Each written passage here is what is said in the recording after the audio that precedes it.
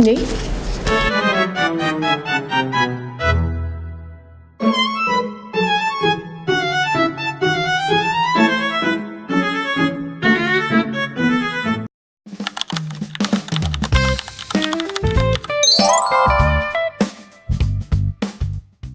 pernah. Pernah. Cukup familiar. Pernah lah pasti ya. Pernah banget. Jadi kebetulan karena sering ya komunikasi sama anak-anak, konsultasi sama anak-anak di program cyber safety khususnya. Jadi tuh kalau misalnya dari anak-anak itu mereka banyak sekali cerita kalau teman-temannya gitu ya, atau bahkan mereka gitu, terus fotonya disalahgunakan, lalu kemudian ada yang kekerasan dalam pacaran yang kemudian berujung pada penyebaran materi-materi kekerasan seksual terhadap anak dan juga perempuan gitu.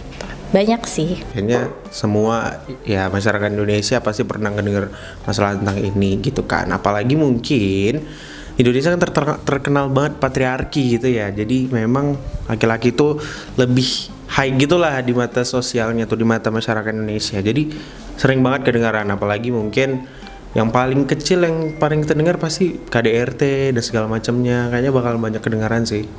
Cukup familiar ya soal kekerasan anak di dunia online gitu ya. Ada grooming, kemudian ada pelecehan seksual secara online, kemudian ada juga penyebaran video atau foto yang tidak layak. Setiap aku buka sosial media selalu ngeliat kasus kekerasan yang dialami perempuan, mulai dari kekerasan fisik, psikis hingga digital. Dan banyak perempuan yang menjadi korban rasisme, komen-komen negatif yang membuat mereka tertekan secara psikologis. Terutama terkait kasus kekerasan seksual berbasis online, atau mungkin bisa seperti grooming online juga yang sering terjadi dihadapi oleh kami perempuan. Kekerasan di dunia digital masih familiar ya, dan bahkan terjadi di lingkungan sekitar aku. Contohnya itu seperti body shaming, terus juga ada penyebaran foto tanpa izin, dan terus juga ada perundungan online, bahkan dilakukan dengan sadar oleh pelakunya.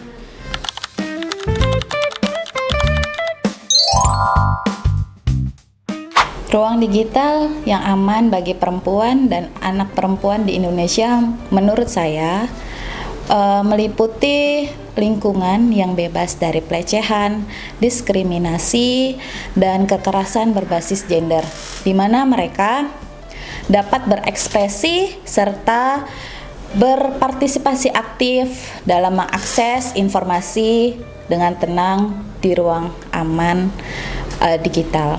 Ruang digital yang aman ya, mungkin adalah ruang yang benar-benar mempersilahkan siapapun termasuk anak, khususnya lah ya, anak dan perempuan itu dihargai ekspresinya, dihargai partisipasinya di ruang digital dengan mempertimbangkan hak, harkat, dan martabatnya mereka sebagai seorang anak dan perempuan. Kalau bagi saya ya pasti semua anak perempuan, baik itu perempuan dan anak perempuan itu bisa mengekspresikan dirinya lebih baik lagi, lebih aman lagi di ruang di sosial media ataupun di ruang-ruang digital lainnya, tanpa harus takut tekanan dan juga serangan dari masyarakat luar gitu. Saya sih kebayangnya perempuan dan anak ini menggunakan media sosialnya secara bijak ya, kemudian mengamankan akun media sosialnya dengan penggunaan dua autentikasi, kemudian jangan pernah nyebar OTP ataupun password media sosialnya.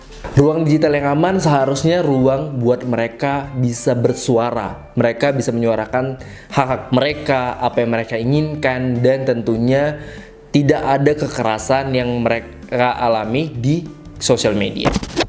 Ketika kami mampu mengekspresikan diri tanpa rasa takut,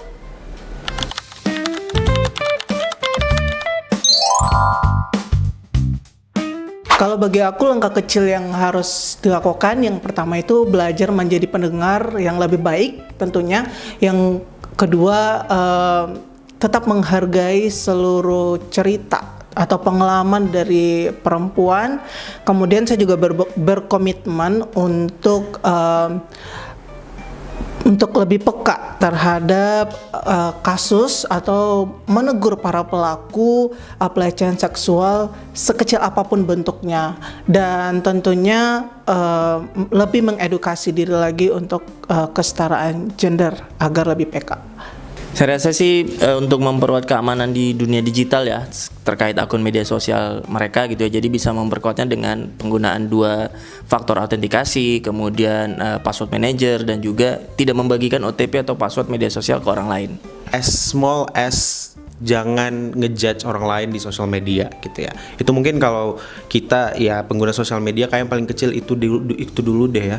Nah, kalau dari aku sendiri itu pastinya belajar menjadi orang yang lebih peka dalam mendengar cerita orang, terus juga nggak langsung menjudge korban, terus juga lebih berhati-hati dalam men-share informasi, dan yang pastinya aku bakal speak up jika itu terjadi di lingkungan sekitar aku. Netiquette, jadi gimana kita menjunjung tinggi etika, sebagaimana kita menjunjung tinggi etika di lingkungan offline gitu ya, di kehidupan kita sehari-hari, begitu juga yang perlu kita lakukan di internet gitu. Jadi apa-apa aja yang nggak boleh kita lakukan di dunia offline gitu ya, kita nggak boleh catcalling, kita nggak boleh mencela orang lain gitu ya berdasarkan gender, ras ataupun agamanya gitu. Itu juga yang perlu kita lakukan di internet. Dari pribadi aku sendiri, aku pengen banget jadi pribadi yang lebih peka gitu dengan sekitarku, terutama untuk teman-temanku ataupun orang-orang di sekitarku,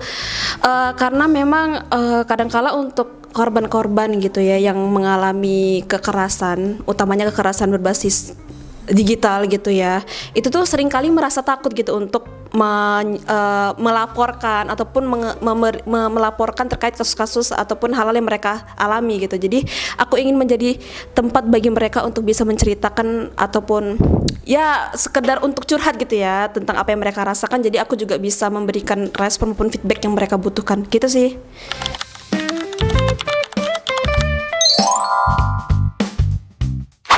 Ya, masih sulit. Masih sulit. Masih sangat sulit Melihat fenomena yang ada sekarang gitu ya, gimana netizen Indonesia yang ada sekarang ini tuh melihatnya masih sulit sekali. Kenapa? Karena mereka mungkin masih ngelihat anak perempuan itu adalah kelompok kedua yang sebagai objek seksual gitu. Jadi kalau misalnya anak perempuan itu nanti di komen postingan-postingannya ya karena dia cantik, terus kemudian diseksualkan gitu ya, diseksualisasi. Lalu perempuan juga gitu dengan penggunaan istilah-istilah yang aneh gitu ya, kayak mungkin teman-teman pernah dengar tobrut dan sebagainya yang kita resah banget ya bacanya gitu. Jadi ngelihat dari fenomena yang ada sekarang ketika masyarakat, baik itu perempuan, baik itu laki-laki ataupun siapapun itu, masih membuat perempuan dan anak adalah sebagai objek seksual, ini tidak akan, perlindungan terhadap anak dan perempuan tidak akan pernah terjadi. Jadi perspektif anak dan perspektif perempuan itu masih belum ada sih kayaknya di masyarakat kita. Karena lokasi pelaku dan korban juga berjauhan begitu ya, dan juga sekarang ada digital AI dan juga deepfakes, jadi makin mempersulit untuk identifikasi korban dan pelaku. jika kita tidak menyebarkan informasi bagaimana untuk mengatasi dan pencegahan ruang publikasi yang untuk anti kekerasan terhadap perempuan dan anak perempuan. Sulit menurutku karena mungkin tidak banyak ada ruang bagi perempuan untuk bisa menceritakan tentang apa yang mereka alami gitu ya. Terus juga kadangkala orang-orang itu melihat perempuan yang mengalami kekerasan itu masih berpikir bahwa mungkin dia yang salah itu adalah dia gitu, bukan menempatkan dia sebagai korban gitu kan. Jadi apapun alasannya, apapun latar belakangnya, aku pikir kalau yang namanya kekerasan terhadap perempuan sebagai kelompok yang rentan gitu ya, seharusnya mendapat perlindungan yang tepat. Jadi itu sih menurut aku kesulitannya.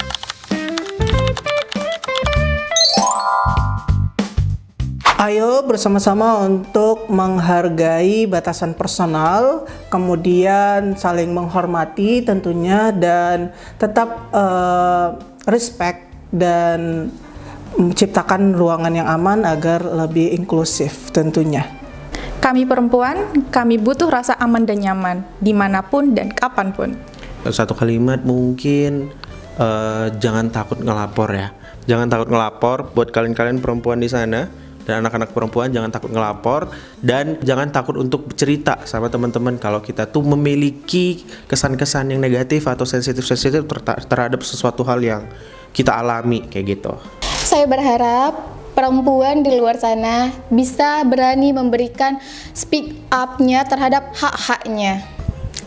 Kita perlu banyak berbagi informasi untuk bisa melindungi perempuan dan anak perempuan. Lebih peka lah ya terhadap perempuan dan anak perempuan itu, karena kita tuh juga dilahirkan dari perempuan yang namanya ibu.